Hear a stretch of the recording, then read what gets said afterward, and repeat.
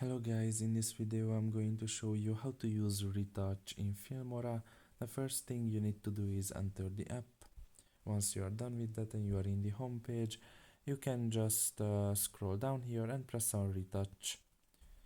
And now you can just select the picture here, press on import.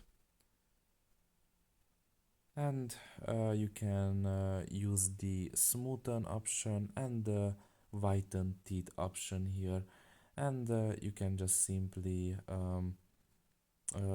swipe basically to the right or to the left, and like that you can whiten your teeth or smoothen basically your face. Now this is probably not the best image for that, because in the image that creature doesn't have either a teeth or a face really, but basically you will see the difference if it is the correct picture there. This is the only one I had.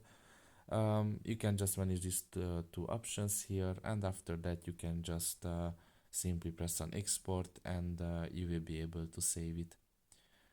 So that's pretty much it really. I hope this video was helpful to you. Thank you for listening and see you next time. Bye bye.